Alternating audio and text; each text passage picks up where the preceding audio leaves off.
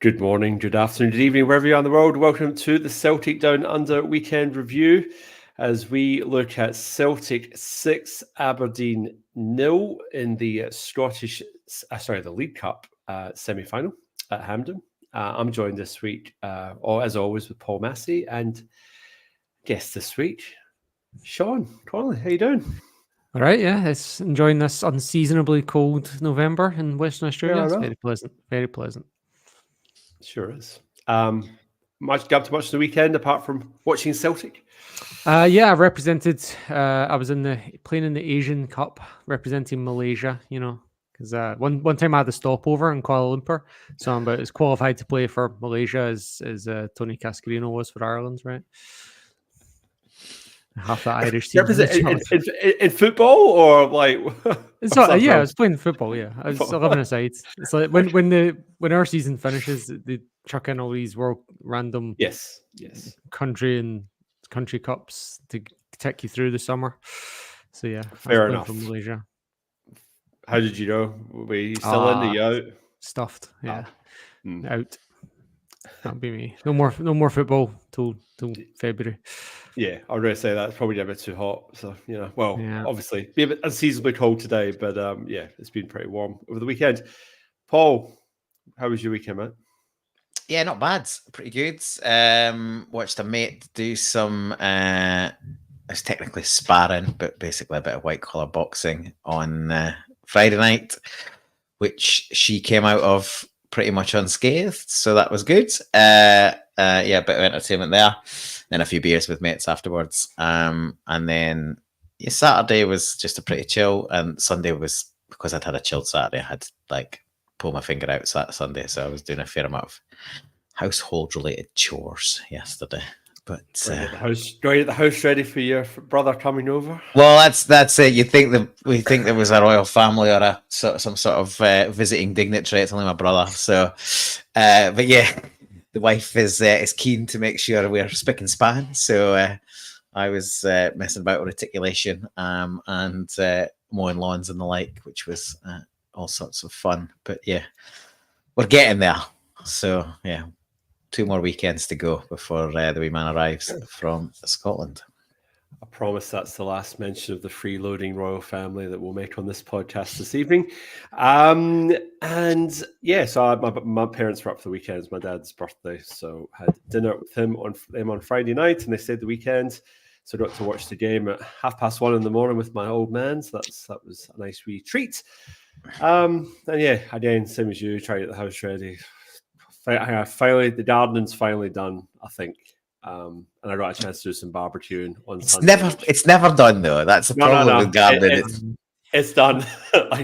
It's done. I ticked all the boxes, so I managed to do a bit of barbecuing on Sunday. So that was a nice wee just change of pace, and I actually worked Saturday, which was threw off my feng shui a little bit. But anyway, here we are, Monday night, talking about Celtic, and obviously a few comments already popping up. Lachlan P with his usual skippy / yes, we won, happy days, yep. And Rismold obviously forgot this was on. Well, thank you for joining us. In Perth, our clocks don't go forwards or backwards. We stay where we are, so everyone else moves around us, but we just keep going as we were. Otherwise, the curtains will fade and the cows won't know what time it is to get fed. Not fed milk. I'll throw at you first. Obviously, we drew 2 each with Aberdeen a few weeks ago at Celtic Park. We got a good result midweek against Dundee. How are you feeling coming into this one? Because obviously, Brendan Rodgers mentioned it was the 2 best teams in the league at this point in time, which is that's fair. And they came off the back of a 2-1 victory, which probably could have been more against the Huns. So how is this one shaping up in your head, in your mind? Cup semi-final. Is it for me? Sorry, I thought you were asking. Sorry. Yes, it was for you, Sean. The 2-2 game. I was a bit apprehensive.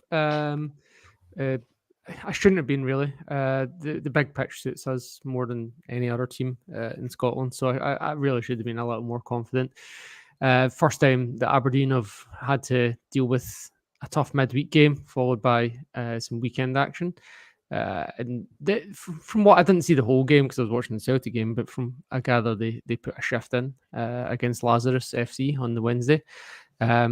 So I guess it kind of played out the way, when you take those factors in, it played out the way it should have in that sense. You know, they came out confident, they came aggressive, they were really pressing hard and tackling hard and making their presence really well known. And basically the first 30 minutes was just a scrappy kind of, nothing much happening. It was a derby game, really. It was played like a Celtic versus Old Rangers game. And then really our first chance in the box, we score and from a corner, I guess, a set piece, and it really opens the game up after that. And Aberdeen get mentally and physically tired, and they basically, like, it was a training exercise in the second half. Once we scored that fourth goal, they had nothing after that. So yeah, I mean, I guess I should have been more confident. You could also make the point as well, a good chunk of our players were rested as well coming into the game. But we'd had a lot of rotation for not just for the midweek game, but also the previous game against Motherwell. Callum McGregor hadn't played the previous two games, so he was fresh. And so Aberdeen, in hindsight, even if you ignore the golfing quality, there was a lot of other factors working against them. So it was good. We were good value, I think. I was talking to my old man before, like on the day, sort of saying, like, is there any real sort of decisions that Brendan Rodgers had to make? And the two that we sort of came up with was whether he'd go with Trusty. If Carter Richards was fit, and presumably he was going to be fit, then would he go with Trusty over Liam Scales? Who, Liam Scales has been a stalwart for Brendan Rodgers since he's come back to Celtic. And then the other one for me was whether Valle would retain his position in the team in place of Greg Taylor. I thought the rest of the team pretty much picked itself. I know we make quite a case for Palomonado, but I kind of felt it would be Engels, Hattati, and McGregor again if McGregor was fit. So, Paul, did you sort of was that sort of the team that you were thinking, or any surprises there, or because that we sort of agreed that Trusty and Valle should have been the two that started, and they obviously were the ones that started. But how did you sort of see it, and what was your thoughts sort of going into the game? Yeah, so technical points going into the game first. Sean's always a little bit more apprehensive than I think I am, and yeah, for the points that he highlighted was part of the reason why I was pretty confident. Like, everybody's sort of focusing on Aberdeen drawing 2-2 with us, and they get it's a good result, and they put pressure on us for a period. But if you take a step back, we absolutely dominated that first half, and the game should have been done at half time. Certainly from there, we should have gone and closed the game out, and we were slack for 15-20 minutes and shot ourselves in the foot and allowed them to get back in. And then even after that, in the last 15-20 minutes, the law of averages, the amount of pressure we put on, we probably should have got a winner. So I still think, yeah, good result for them, but not really reflective of how that game should have played out.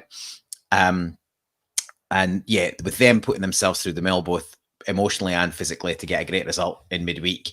Meanwhile, we were resting players. I just thought it was gonna all come together, and plus, I'm sure Rodgers and the team wanted to make up for that sort of slip up and prove that it was, a bit of a blip and an our fault, and really lay down a marker on this sort of league title stuff. So I actually thought we would win comfortably. I'll be honest, I didn't think it would be as comfortable as 6-0, but I thought it would be a reasonable margin of victory for all the reasons we've talked about. It took a bit longer to get going, and yeah, a bit of a collector's item for it to be a direct header from a corner kick, but it was a brilliant delivery and a great header. Aberdeen will be disappointed at how they defended their box, but we'll get into that in a bit. But yeah, as far as the team lineup goes, for me, there was only really one choice. I think it would be very harsh. I don't think Taylor's done enough coming back from injury to leapfrog Alex Valle, who's been steadily getting better and better. And I think, we all recognise that there's a really good player there, and a mixture of games and building his physicality will really push him up to the next level. So I thought he should have been a stick on for his place. So really it was between Trusty and Scales. And as harsh as it was on Liam Scales, and Rogers sort of mentioned this in his post-match commentary, Trusty was picked for his pace, because Aberdeen are quick on the break, and Scales specifically was done by that in the last match. So Rogers sort of pitched it as horses for courses, but I really see this as potentially a bit of a changing of the guard in terms of Trusty sort of becoming the first pick alongside Cameron Carter-Vickers, which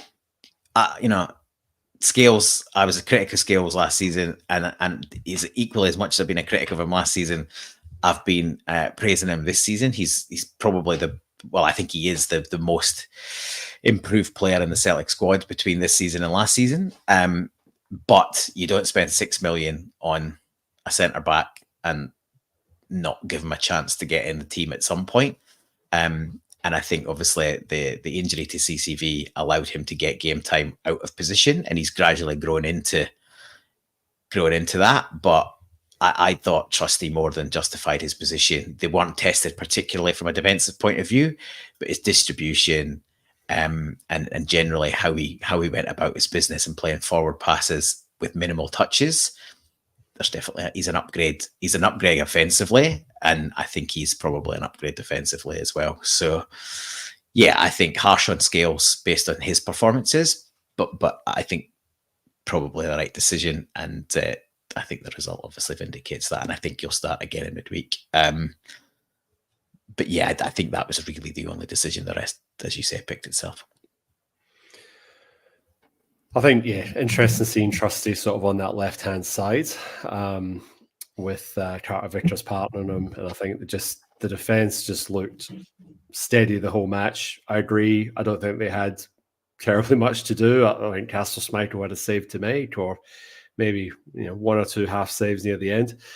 But for the most part, it looked very comfortable. And I think you hit the nail on the head there, Paul. It wasn't just defensively, but offensively. Trusty did seem to be able to move the ball a little bit quicker, and particularly being on his left-hand side.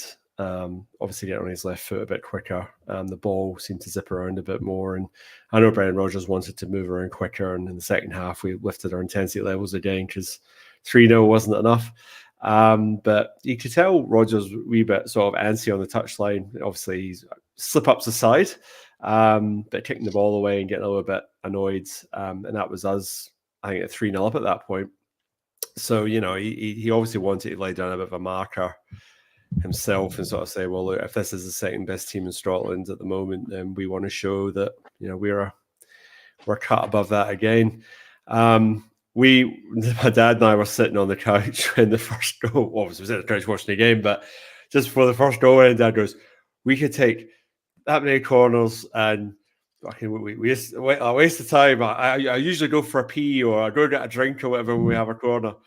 And sure enough, Engels whips the ball in, Carter-Vickers rises like a young salmon and plonks at the back of the net. We just looked at each other and burst out laughing. So 1-0. Nice way just to sort of get us going. I think you're right, Sean. That sort of got us started. Do you think Jimmy Thelm were a wee bit disappointed with that defending for that goal? Because you kind of feel like Carter-Vickers had a bit of a free header there. I mean, he did well and obviously directed it on target, but you kind of think in that sort of area he should be probably under a wee bit more pressure. Would you think? I think, it was a sensational cross. Like Carter-Vickers barely has to jump. He just has to barely even has to move. Like all the pace is on the cross. He just has to hold his man off, and the commentators were salivating, trying to find an excuse for VAR to chop it off. That was delightful that they were disappointed in that sense. But yeah, I think maybe the goalkeeper could have came for it, just based on where it's fell. But it was really whipped with that much pace that I'm not sure that the goalkeeper, and there was that many bodies as well. Maybe a little bit harsh, but I don't know that anyone. Yeah, I think more credit to the attack than disappointment to the defense. To be totally honest with you, and I think a lot of the goals were kind of like that. To be honest, I know that in the sense that Aberdeen kind of did what we did with Dortmund. It was very much a Celtic Aberdeen was a Celtic Dortmund kind of turnaround in many ways. Like Aberdeen tried to press high the way we did in Dortmund. Aberdeen made mistakes, not really in the box, but they made mistakes further up the field, which we punished. Again, Dortmund did that to us. We were clinical. We had our first 5 shots on target were 5 goals. Again, Dortmund, right? So it was very much a shoe on the other foot, and Aberdeen were getting that experience that we received in Germany. So I don't know that they should be too downhearted, even though 6-0 does look pretty rough. Like that's an American football score at times. Well, I mean, I was pretty impressed with Jimmy Thellon's comments post-match. Like, he acknowledged the fact that Celtic played really well. And he said, we don't have to be that far off it if Celtic are in that form, because they'll blow any team away. And so he was sort of crediting us. He sort of acknowledged that, you know, he wants to have a team that can play 3 times in a week. So he's basically saying that he might not be there at the moment, but it's something that they need to work on because they want to be in Europe and they want to be competing for cups. So he was saying all the right things. And yeah, he didn't sort of make excuses or sort of blame players or whatever. He just said, you know, we just weren't quite at 100%. And yeah, a team like Celtic can punish you. And we had our shooting boots on because, I mean, we took pretty much every chance that was drawn. I mean, I don't think of any that really. There was, I think Engels had a bit of an arsehole winder that went way over the bar early in the first half. But apart from that, everything else that was on target ended up in the back of the net. And I think you made the point there, Sean, that it was little mistakes. And 3 minutes later, after we score our first goal, it's a Dies in Maeda hunt down, just intercepting a pass that probably against any other team in Scotland, Aberdeen would get away with it. But they didn't get away with it against us. And that's what sparked a counter-attack and ended up with Maeda holding the ball up and laying it off for Kyoto to smash it into the back of the net. And I mean, Kyoto's be a wee bit off. He's finishing, and I was sort of going, well, I'm assuming he meant that, and it was all good. But another day that might set off the crossbar or bounced over the bar. But Paul, how good is it to sort of see those sorts of goals, that counter pressing attacks? And that was probably the start of the downfall of Mickey Devlin for the day, because he had a wee warning sign earlier than that. There's one that Maeda couldn't latch onto, and then this was obviously one that he obviously managed to sort of stretch him, but he had a bit of a torrid time, and him and James Tavernier might need to start our support group together. Yeah, he ran him ragged, didn't he? It's classic Maeda, isn't it? I don't think he's even favourite for that ball in the middle of the pitch. I think he's second favourite. It's probably 55-45 or even 60-40 against him. And I think the Aberdeen player is either too casual or just borderline bottles it. And Maeda's super brave. He puts himself in there, gets the nick, and after that the afterburners are on and he's away. But like, obviously Maeda can be a little bit haphazard and erratic, but I thought he was really controlled. Like he raced away, and then he gets his head up. He has the presence of mind to sort of put the brakes on, turn the defender, leave him in his wake, and then he's out of the picture. And then instead of actually trying to shoot, he stands the goalie up, and then the goalie's off balance, and then he just rolls it into Kyogo's path. And to be honest, I got a bit nervous. I thought the wee man had missed it. Like I thought it was a bit high, but it obviously crashed off the underside of the bar. And if you want to give him extra praise, you can say, well, there's 2 defenders kind of on the line, and he hits it high between them to be safe. So yeah, it's a great finish, and I love both their celebrations. They both tore off in opposite directions.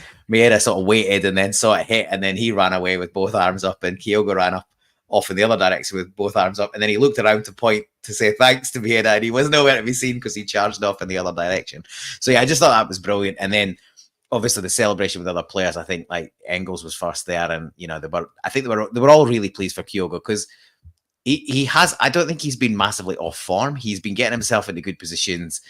He's been contributing to the team, but he just hasn't been scoring. So you always fancy him at Hampden. He's got a fantastic record at Hampden. So, you know, not only did I expect us to win comfortably, I fancied him for a goal, and obviously it's good for him to get that on early. And he was involved in other bits and pieces. He was involved in the third goal as well.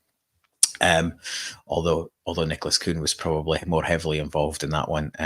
But yeah, it's a great goal against the head, and I think really sort of knocked the stuffing out of Aberdeen. Like they'd set the stall out for half an hour.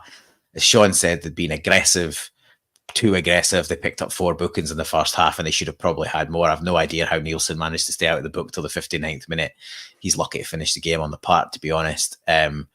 Between his play acting antics and his heavy challenges, I just thought some of the stuff that was going on was ridiculous, and Clancy never really got a grip of it.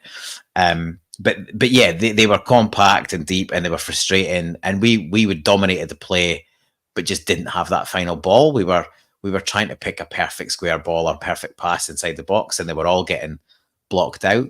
And even the play that leads to the corner is similar to that. I think Vi has a chance to put it in, Maeda has a chance to put it in, and they both get blocked and stuff like that. But Aberdeen don't clear the lines, and eventually we win a corner from, I think, Maeda running around the outside, and ultimately then Engels produces that brilliant delivery. But yeah, I think the roof kind of falls in on Aberdeen. 2 goals in 3 minutes, and suddenly they're right back where they were at Celtic Park. And this time we don't let them off the hook, and we just put the foot on the throat. I had that same note as you, Paul, like just before the corner.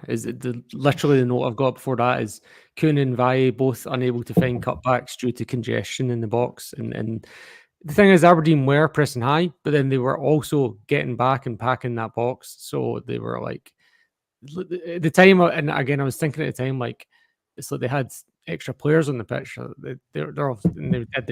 thought surely they're going to run out of legs, and right enough they did, I was interested. I was ready to bring Kevin Clancy up a bit later, but we may as well talk about it now since you brought it up, Paul. And it was interesting. Start of the game, he seemed to let a lot go. Like there was a lot of challenges. He just sort of went play on. And there was one, Rubicic went through Kyogo early doors, and it wasn't even a free kick. And I went, oh, that's not on.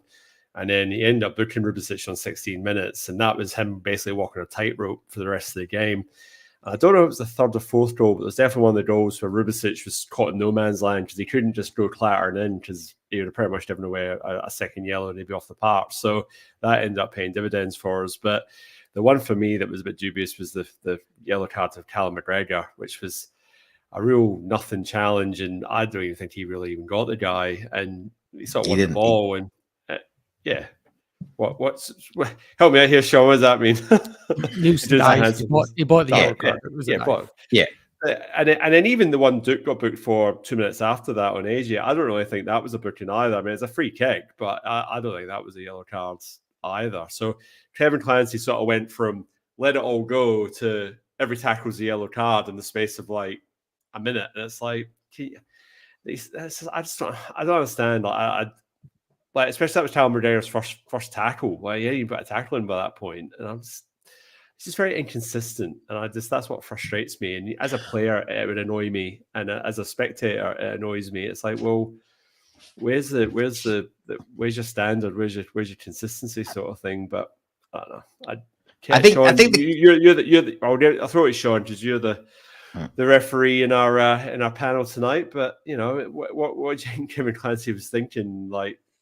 I thought he was a little bit lenient at the start, and he did and you could tell that he was consciously trying to let the game flow, but it was in Aberdeen's head to be disruptive, and in Aberdeen's game still to be disruptive. So he really had to kind of get a grip in that earlier, and the result of that was that some that could have even been yellow cards earlier were not, and then he just couldn't. Like he had to start giving out yellow cards because he'd let too many things go. The battle that was going on between Engels and Nielsen, that became like there was like 3 times where the two of them were just like going at each other, and that could have just been cut out the first one. But again, he's just letting stuff go, and that means it perpetuates. But when they did start to pick up yellow cards, it helped us in the sense that we could then get a little bit more chance to play football. I think it was the 4th goal you were referencing, maybe. I don't know if it was Rubicic, but anyway, the one where I think it was the first minute where 2 Aberdeen players go out to Engels, and Engels beats the 2 Aberdeen players tight on the line. Great, it was a great move from Engels. And the result of that is that there's just all this space for Engels and Kuhn, and it's actually a little bit sloppy, to be honest. If the Aberdeen players had been back, we certainly would not have resulted in a shot on target, never mind a goal.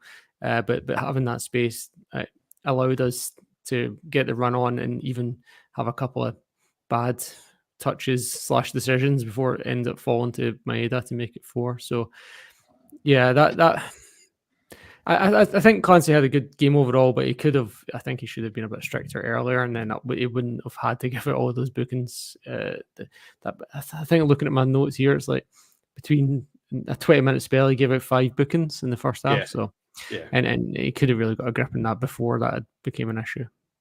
Yeah. On the McGregor one, I think what he sees is McGregor's boot is kind of coming down with the studs sort of showing, but he only ever gets the ball and pushes the ball against Nielsen's leg, and Nielsen sees the opportunity to make a meal of it. Now, I think he's just buying the foul.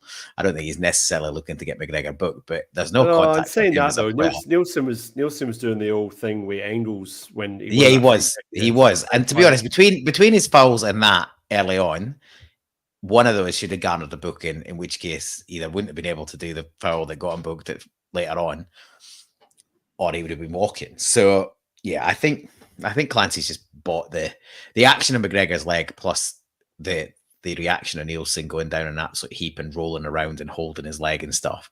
I think the two together, he's been conned, but thankfully it didn't. I just want to touch on the third goal before half time. So that was the 40th minute, and that really just sort of everyone just a wee breath, because at 2-0, obviously we blew it a couple of weeks ago at Celtic Park, but 3-0, you're thinking, that we might have to see off a wee 5-10 minute flurry from Aberdeen in the second half. But as I said before, Maeda kept making that run. The first time he was offside, the second time the ball he just sort of stopped. The ball was just played a wee bit too far in front of him. But the third one, he times his run, and Coon, great ball in, and he makes no mistake with that one. And that was a well-deserved goal for Maeda for all his efforts in that first half. Just sometimes he's the one that does all the donkey work and doesn't get on the score sheet. But that was a really nice, tidy finish. And it just shows it's the yin and yang of Maeda, that sometimes like he'll, there was one way he put a cross over and it went like way into Rose Ed. And he's just capable of something like that, but then he's capable of something brilliant as well. And, his work rate's obviously his work rate, but it was just, like I said, it was a great finish. And 3-0. And I know I say Rodgers is still kicking the ball back in the park, saying there's more in this team. And that's fair, I suppose. But second half, as you say, Sean. Before we get the second half, I think it's worth highlighting the start of that goal, because that we won the ball back from 2-on-1, pressurizing the Aberdeen player, wins the ball back, it breaks to Trusty pushes it into Hatate, and Hatate plays a brilliant reverse ball around the corner, kind of no look pass to Kuhn, and he's away. He feeds Kyogo. You think Kyogo's going to break, and he's sort of partially fouled, loses his balance, and just when you think they might have broken down, and then obviously Kuhn's kept the gas going and he picks it up, and obviously we know the rest. But I just thought that, I understand where Rodgers' frustration come first half, because I thought we were, for a team that went in 3-0 at half time, Sean's right, we were clinical. I thought we were pretty sloppy first half. Like, some of the best work we did as a unit was winning the ball back, and the reason we were winning the ball back is because we'd given it away cheaply. Hatate was working really hard, Engels was working really hard, the defence were working in good units together with one or two midfielders, and we were hunting impacts to win the ball back. But the only reason we were having to win the ball back is we kept giving the thing away so cheaply. So I understand why Rodgers was frustrated. And then obviously the thing that led to him actually kicking the ball away and sort of slipping on his arse was, I think, Maeda passed it into Valle, and he didn't see him, and just the ball deflected out of play. So yeah, I think it's interesting. I was in a group chat, not with our normal group chat, but with a couple other people, saying, and we were all sort of in agreement that it's great that we're in that position. We've been clinical and scored good goals, but we didn't think it was vintage Celtic for a good chunk of that half. We just a bit sloppy. I must admit, I did make the comment to my old man at one point that that final ball was lacking, and that was where we kind of turned over possession. But we literally gave Aberdeen about 2 seconds before there was like 2 or 3 Celtic players hunting the ball back again. So it didn't really hurt us but at the same time, we could have been probably a bit tidier on the ball and picking that final pass a bit better. I like the fact that we took the chances that came our way, but because obviously Jimmy Thelen was looking to the bench at the 35-minute mark. I'm sort of thinking, is he going to make a substitute before the end of the half? Because he realised he's probably made a boo-boo with his team selection, because he sort of finished with the team that he started. Sorry, he started with the team he finished with at Celtic Park. Like Duke came off the bench, and the other guy, the other forward, he came off the bench as well. So he didn't quite get that right. And, obviously he's looking at energy levels and things like that. But again, goes in unchanged at the start of the second half. He makes 2 changes at half time. Shaden Morris comes on for Duke, and then Antti Palavazera comes on for Topi Keshnin. And then we doesn't obviously work out for them, because again we score on the 49th and the 59th minute. So Sean, I know you touched on that goal with Maeda, but were a wee bit fortuitous with the break of the ball on that one, or? Yeah, I mean, look, the players were running into each other, right?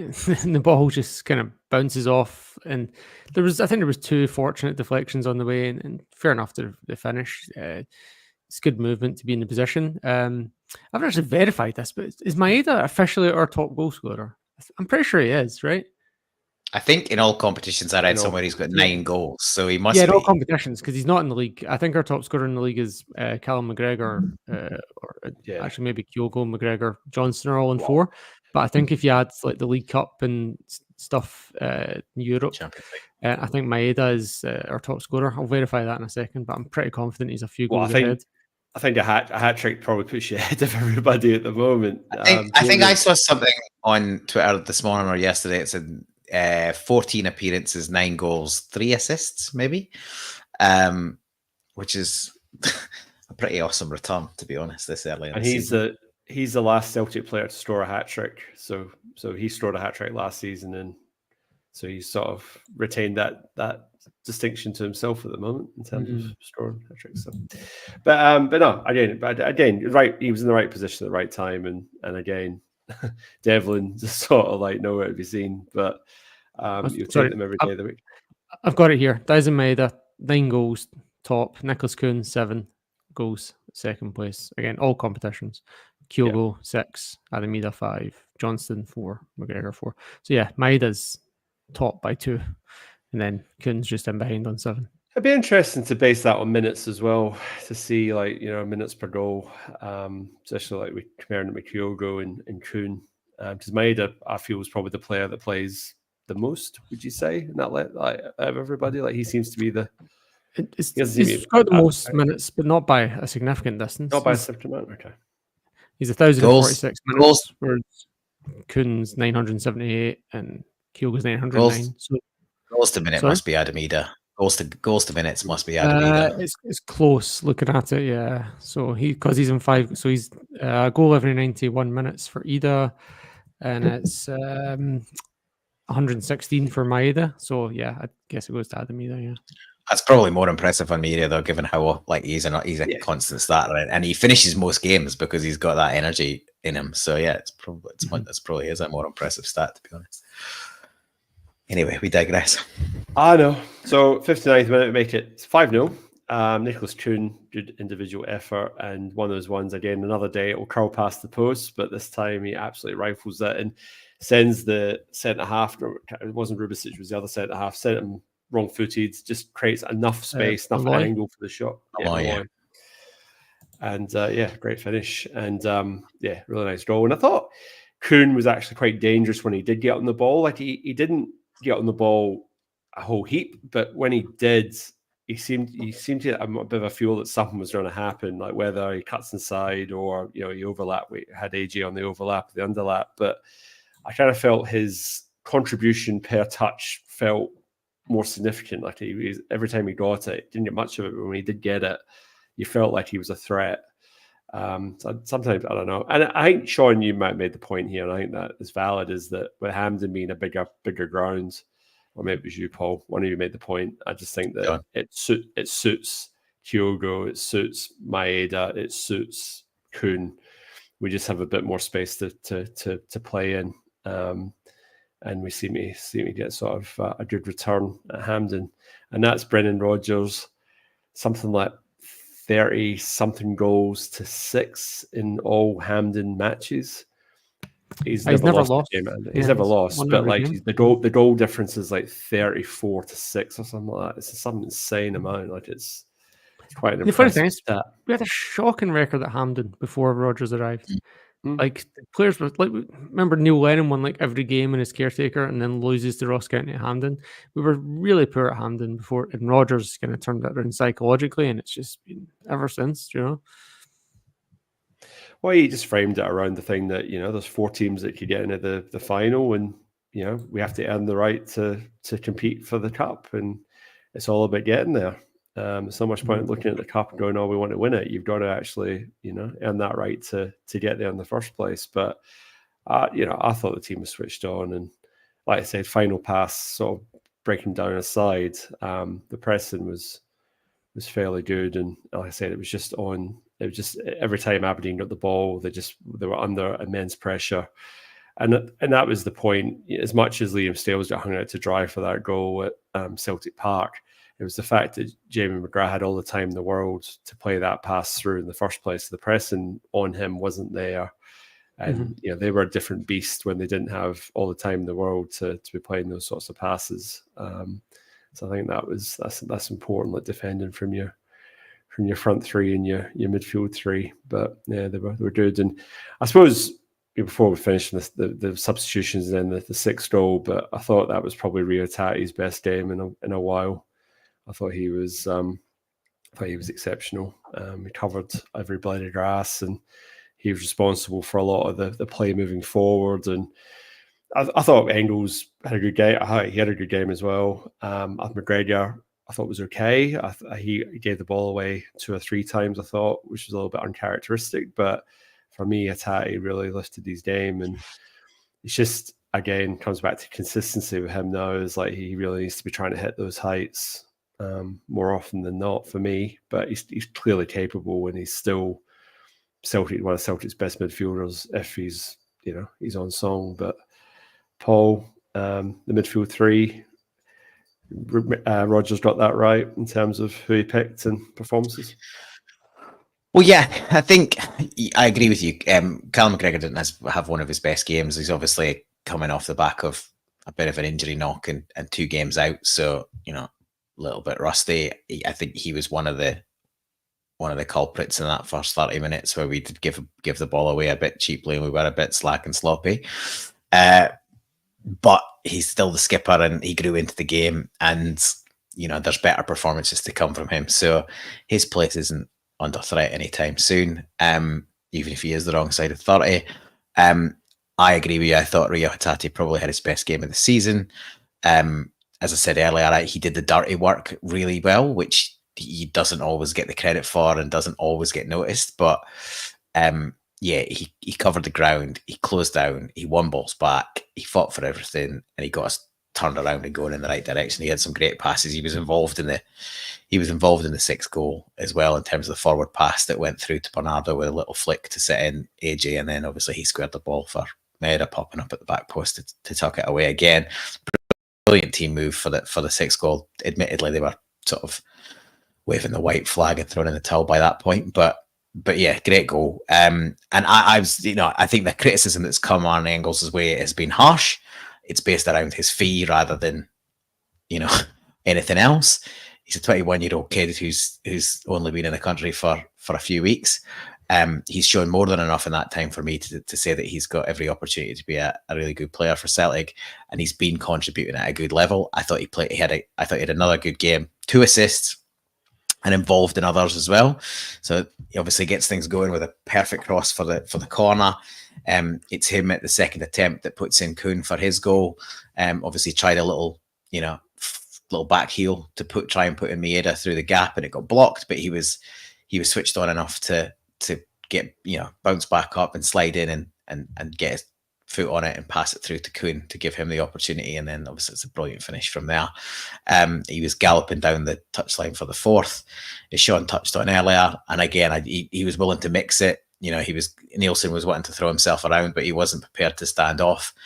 and he was happy to get involved in the rougher stuff as well. So another great performance for him. He's had a few. Yes, his performance level has dipped occasionally, but he's a young player. I don't really care what his fee is. Yeah, exactly. I don't care what the fee is. I judge a player on his performance over the course of the season, not on how much we had to pay to secure his services. Lots of people have obviously gone, pay that, you expect a higher level of performance. Well, not necessarily, right? You get young players, and sometimes you're lucky enough to pick up an absolute gem like Matt O'Reilly for 1.5. Sometimes you pick up the Portuguese under-21 captain for 3.5.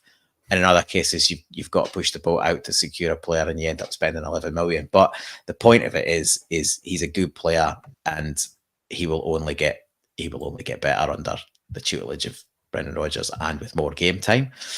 He's still learning his trade, especially at the top level of playing. I doubt he would have had to play 2 games a week more that often when he was playing for Augsburg. So it's all new to him. And I think he'll only go from strength to strength. I thought he had a really, really good game again. And it was to be honest, him and Hatate, would have been right in the mix for man of the match on most matches. But I think there's probably a few other contenders in this one without the spoiler alert for later. The thing about the fee you're talking about is we stopped talking about it for a couple of games when he was dominating against Bratislava in Europe and that. As soon as he starts to put in performances where what we're talking about instead is how much money are we going to get when he leaves, people stop talking about the 11 million at that point. Has a couple of down games, people go, oh, is he worth 11 million? Do you know what I mean? Like if Adam Ida scores a hat trick at Ibrox in January, nobody mentions his fee ever again. So like a fee's a fee. You just want the players to do well on the pitch, and balance sheets are balance sheets. And if it means we need to pay, that's just what the market is now, right? That's what you need to pay to get these quality players. It's just. But the point is, we've got the money. We've got the money in the bank to do it. This is the thing. Like, it's not like we're breaking the bank and we're going into debt to buy these players. But we've got the money there to pay the going market rate for what a young 21 up-and-coming European player's worth. And you already look at the other side of town for the £3 and £4 million that they've pissed away on some absolute dross. It's not like Clement's not had money to spend. He's still spent money in the off-season, and he's got a team of duds. And it just shows that, and we've done it ourselves. So you go back to the, what's his face, Ayeti, and the keeper. We've had our fair share of duds as well. So money doesn't guarantee anything, but this kid's got it. Bernardo showed last season that he had it, and Ademira showed that he had bottle when it came to playing against Rangers in big games. So we knew what we were getting signing these players, and all right, we had to fork out a little bit more than what we all thought maybe they were worth, but the team's settled, and we've got competition for places in pretty much every position in the park at the moment. It's great. I mean, I think I was going to say there's a weird dichotomy within Celtic fans, is that they want us to spend big money. They're sick of spending 1, 2, 3 million for projects, but then you roll out and pay the market rate, which is somewhere between 6 and 12 million. But for that, you expect an absolute Rolls Royce complete finished article, which actually costs 30, 40, 50 million these days. So there's a weird reality for Celtic fans in terms of what they think or what they expect for value for money. For me, I agree with you. I don't really care what the fee is. If we can afford the fee and it works in the broader structure, and look, we spent less money on Ademida and Arne Engels than we did take in for Matt O'Reilly. So, and that was a phenomenal bit of business given we only paid 1.5 for him. So I think it's unfair. We always talk about like the fee's unfair on the player, and that shouldn't weigh them down. We should just get on with supporting the player and allowing him to develop. And I think he's not going to be at the absolute top level week in, week out if he's playing 2 matches a week from the majority of the season, which is what will be the case. But there's clearly a quality player there, and he's only going to get better with experience and developing and coaching and playing with good players. So, yeah, I'm very confident that he'll go on to be a really good player for us. But he already is. He already is a really good player. It's a case of where does he end up, because he's got all the opportunity for a high ceiling, given he's only 21. Oh, I had a tweet. I thought I liked it, but obviously I mustn't have liked it. But it was just it compared 5 signings that Rangers made to 5 signings that we made. They spent 22 million, and we spent 11 million, and we got Kyogo, Maeda, Alistair Johnston, Matt O'Reilly, and somebody else, and the absolute dross that they spent. And it's like, you look at Aberdeen. I mean, all right, they came up short against us. They did. But Jimmy Thellin's created a team there that's playing a brand of football. They know what they're doing. They've had the best start pretty much since for like forever. And they're 9 points clear of the Huns in the league. So they're in the box seat for second position if they can hold it together. So, I mean, it can be done. But, yeah, it's just like I said, fees are fees. But they're also not the be-all and end-all as well. It comes down to coaching and developing and getting the best from those players as well. Because otherwise, it'd always be the team with the biggest pockets that always win the league. And that's not always the case. So, anyway. If you want a quick snapshot of where the transfer market's at, Taylor Harwood Bellis, is that how you say his name? The one that's Southampton now. He was at Man City. He played 500 minutes of football in total for Man City and went to Southampton for 23 million euros. So that's kind of where we're at. I'm sure there was one from last season that was even fewer minutes and went for 20 odd million as well. I can't remember the name of the lad, but I was trying to find it there. So we can't even get a Frimpong anymore in Champ. No. We can't do it. But we're now priced out of that. We made a whole lot of substitutions. So Greg Taylor came on for Alex Vai, Paul Bernardo came on for Engels, Liam Stales came on for Carter Vickers because we're obviously still managing his return. Adam Eder comes on for Kyogo 5 minutes later, and then later on, James Forrest replaces Nicholas Kuhn with about 20 minutes to go. The point my dad's making, which I think we've all agreed upon, is that with competition for places, we didn't drop off when we made our substitutions. Like, we're finding that our depth on the bench is actually maintaining when we are, making changes. So, I guess, did any of the substitutes catch the eye? I know it was pretty much done and dusted by that point, but what caught my eye was the quality of the substitutions, especially the first 3 that came on. There was no drop in quality there. Yeah.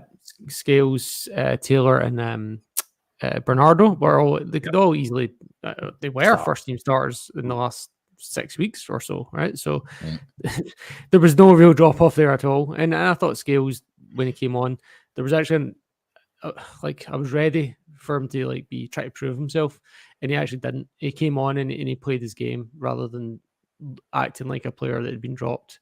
Because there was an opportunity almost immediately where he's got 1-on-1, and if you're not thinking, if your head's not in the game, if you're feeling desperate about or upset about being dropped, you dive into that challenge. You're desperate to prove yourself. You'll overcommit. He didn't. He held his line. He stood back, let the player come to him, and covered the passing angle. I was like, okay, that's impressive. He now, even though he's been on the bench today in the previous game, he still comes on and plays like a first team player. So I was impressed with him in that sense. Paul, I thought Bernardo came on and did what he does. He works hard. He's technically gifted. He got involved. He's he's involved in the 6th goal twice. He sort of picks the ball up early. Then he sort of doesn't sit back and sort of admire his pass. He's off and running, and then he plays a lovely little back heel just to keep the ball moving through to Alistair Johnston, who doesn't even have to break stride, and then he just sort of fizzes it across goal. And he's there again, just sniffing around the back post, and another one that even I would have knocked in. But it's about being there in the whatever it is, late in the game, 84, 85 minutes to tuck it away. So yeah, it was 5-0 when the subs came on. So it was just a case of seeing the game out. They didn't even get to enjoy any time added on since Clancy blew up bang on 90 minutes, which was a bit of a mercy killing. I assume the mercy rule was applied. No goal difference in a cup game. So I think it was just that everyone's just better walking off. And I was grateful for it because it was the middle of the night and we'd had 13 minutes of extra dicking about at the beginning while that smoke cleared. So could have had a slightly longer sleep, but if I'd known that was going to happen. But yeah, happy to get back to bed. Albeit I reckon we could have probably added a seventh if there'd been the usual 6, 7, 8 minutes of time added on. But the subs did their job. I think the thing about players like, Taylor and Scales is even if they aren't necessarily going to be first picks in the absolute peak games, it's such a busy. There's going to be so much games they're absolutely going to get game time. It's an interesting one with Greg Taylor because clearly he's not signed a new contract and it's up at the end of the season. So, it's not how we prefer to sort of manage players' contracts. But if he does walk away on a free, then I think we can all say that he's contributed enough to the club over the years that he's entitled to do that to take his payday. But I hope that we can find a way to keep him around the club because even if he's not going to be first pick, he's absolutely a quality player in the squad and useful on an ongoing basis. If we are going to let him go, then at the very least we're going to have Alex Valle signed. And I know that we don't have an option to buy him, but we've really got to be asking that question. And I certainly would be looking in the January window to find out what the asking price is, and if it's doable, I'd do it. And just he's definitely the future, and there's definitely a player there. But you don't want to go to the end of the season and then he goes back and then we lose Greg Taylor and then all of a sudden we don't have any left backs. Well, yeah, we're used to having only one, so it'd be pretty bad if we managed to have none, because we've not exactly got a track record of getting them, have we? Bernabe is technically still on our books, but I think we are trying to actively offload him sooner rather than later. I'd rather we didn't even mention his name. 8 million, they're saying. That's a laugh. That's the rumor is 8 million for Bernabe. That's what Celtic are asking for. How much are they asking for Valle then if they want 8 million for Bernabe? 8 million what? Pounds? 8.7. Yeah. Japanese yen or whatever it is. Yen, yeah. I was like, maybe. No, I think the story Turkish lira. That Valle apparently doesn't have a clause because he didn't want one. Apparently, he refused it. Again, just I read that as well. But I think there's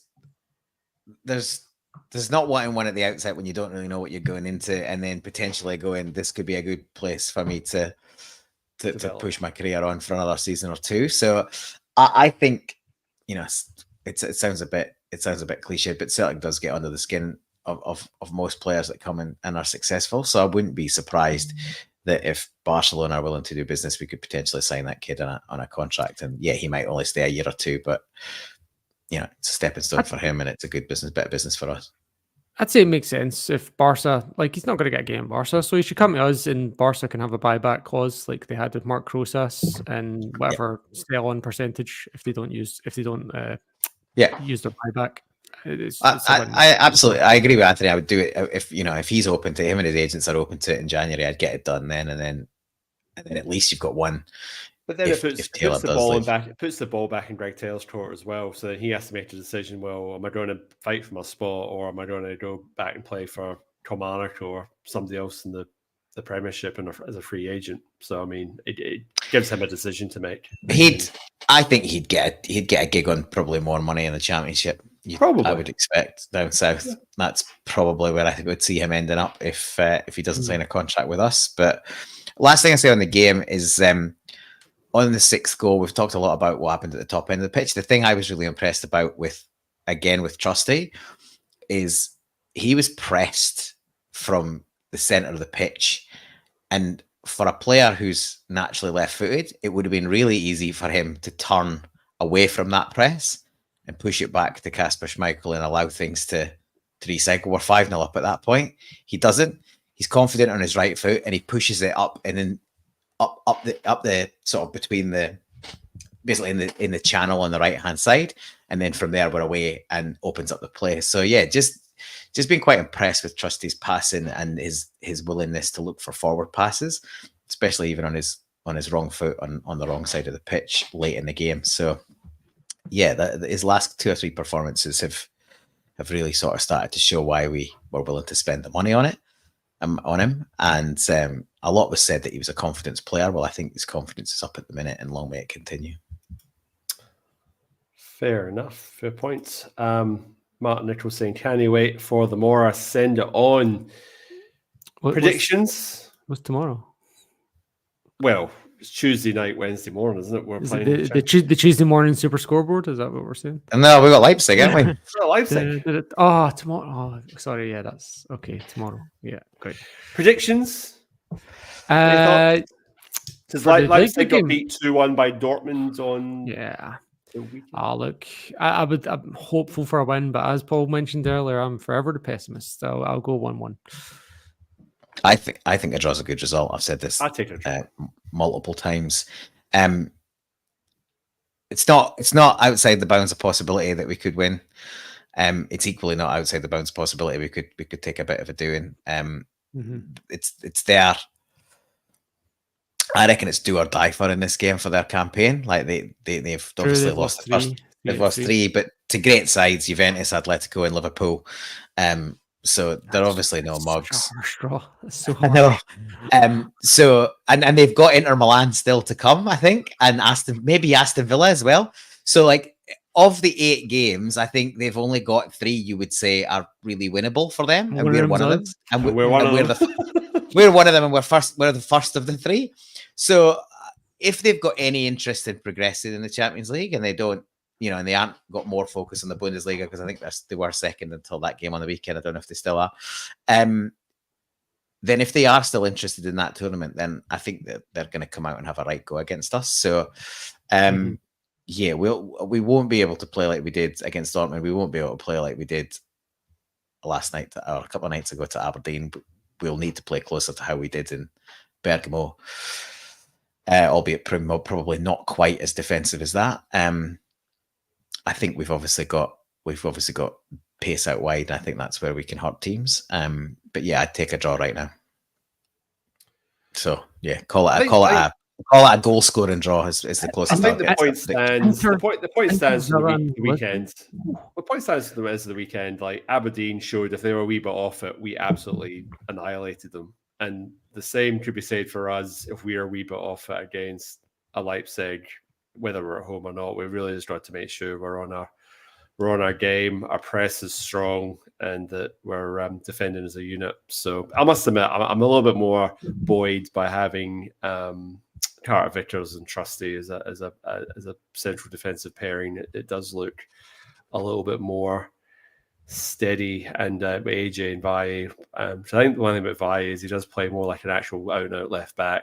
And I think defensively, like he does get back and put a tackle in. So I'm feeling a little bit more comfortable about our defensive structure, which is important when we're coming up against teams that have pose a greater attacking threat. The other thing to mention is that Jared from our Celtic Down Under team will be doing a podcast with somebody from Leipzig podcast tomorrow. That's getting released sometime tomorrow before the match. So keep an eye out for that. That'll be a bit of a preview of the game coming up. So that will be good to get watched. We primer before the game. Boys, man of the match time. Sean, you're we haven't seen you in a while. We'll let you go first. You the honors. I think it's an easy call. I had at halftime the three names I had down at halftime were the same 3 names I had at the end, even though one of them was subbed off after the hour, and that was Carter Vickers, who I think his goal was crucial for opening it up. I thought he was a rock at the back. I thought he was one of the best on the pitch. Kuhn, I thought was excellent as well. But yeah, you have to give it to Maeda. He was involved in everything. Obviously, he does put a cross into the stand at one point, and he has that ball over the top where he just opts out of it as well. But yeah, I think he did a lot more than that as well. He had a lot of great quality contributions. So Dyson Maeda for me. Paul. Well, I said earlier, Hatate had his best game of the season, but Arne Engels had a great game, obviously 2 assists and involved in other goals. So in normal matches, they would have been right in the mix for a man of the match shout. I think it's really harsh on Nicholas Kuhn as well that I'm not going to give it to him because he officially had 1 assist and 1 goal, but you can basically give him assist for the Miera goal when he goes in and shoots and it deflects off the back post. He's crucial in that as well. And I thought he was a threat all day long, and he is one where we don't really have a player that can step in behind him and keep the level at the same sort of high quality. But yeah, it's a bit of a no-brainer in the end. You can't have 1 assist and 3 goals and just generally put the work rate he put in on the day and not give it to Dyson Maeda. So yeah, 2 for 2, and I imagine you'll make it a hat trick. 3 from 3. Yes, no, Dyson. You can't look past that, a hat trick and an assist, and he was just a terror. And like I said, we the guy, for his name now, right back for Aberdeen, who scored against Rangers midweek. Morris? No. Nicky Devlin? Definitely. Nicky Devlin, yeah. Mikey Devlin. He'll be seeing Maeda's shadow everywhere he goes now because Scotland's international right back, Nicky Devlin. Yeah. Well, he made his debut. Anthony Ralston's an international Scottish right back as well, and he can't get a game. So because the squad's been announced, I think Greg Taylor and Anthony Ralston, and I think that's pretty much. Was Nicky Devlin dropped? That's the real question. After seeing what Maeda did to him, did they drop him? Let's see. Yep, Nicky Devlin is back out the team. Oh no, sorry, he's in there. Sorry, no, he's still in there. He's in amongst the goalkeepers. I missed him. Yeah, he's still in there. Nicky Devlin survives. We've taken some Ipswich goalkeeper who's not played a game for Ipswich all season, so that just shows you how our goalkeeping stocks are looking at the moment. But anyway, Sean, is Gunn injured? Yeah, Gunn's injured. He must be. Yeah. Sean, recommendations? Anything that's caught your eye in the last little while? I could recommend not watching Venom 2. With Venom 3. No, I mean 2, because like with the third one in the cinema, I thought, I'll give the second one a crack because I'd missed it first time round. So I thought I'll give it a crack and then maybe see this third one. It's pretty bad. Venom 2, pretty bad. Like a movie has to be bad, real bad, to make Woody Harrelson look bad. You know, that guy is like a supreme actor, and even he was unbearable in it. It was a really bad movie. So yeah, my recommendation is anything but Venom 2. Don't watch that. Fair play. Paul? A couple. So I'll do music and then do a bit of TV afterwards. So yeah, music recommendation this week goes back a couple of years actually. So this is an album I sort of stumbled upon earlier this year, but it came out in 2022. It's the 5th studio album by the band Yeah Yeah Yeahs. Cool It Down is the album title. It was a first release for 9 years. That's a bit of slackness, right? Last album prior was 2013, and then they put out their 5th studio album 9 years later in 2022. But it's really good. A little of a segue to something I think we were speaking about quite a few weeks back is the Marvel TV show Echo. The theme tune for that is the Yeah Yeah Yeahs Burning off that album. So that was sort of prompted me to revisit it. So yeah, that's well worth a listen. Short album, 32 minutes, 8 tracks. But yeah, Yeahs up to their usual quality. And then TV recommendation is ahead of season 2 coming out I think in January. I missed the show when it first came out. I think this is a 2022 show as well. Severance with Adam Scott leading a great ensemble cast. Trish Arquette's in it as well on Apple TV. Really interesting premise.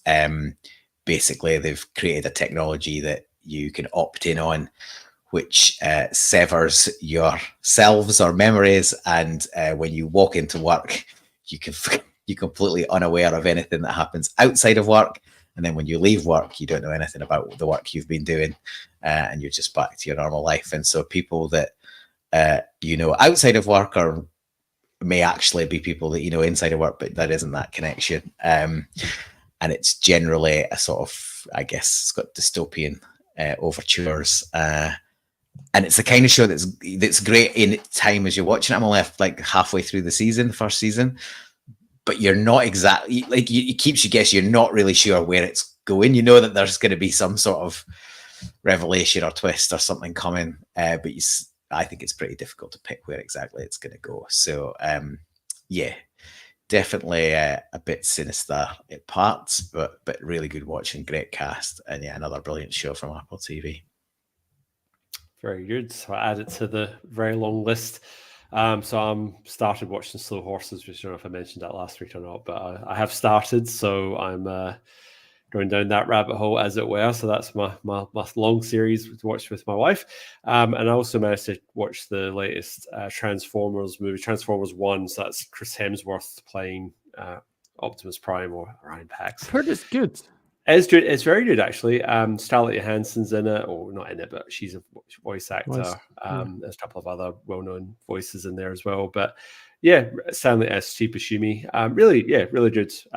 Just a bit new sort of twist on the tale of how Optimus Prime becomes Optimus Prime and how Megatron becomes Megatron. So yeah, animation style is pretty good. So it would suit sort of kids and adults alike, but yeah, worth a watch, and that's now downloadable. It's on some streaming service. I don't know, but anyway, just a quick one before we wrap up. AFLW final start this weekend.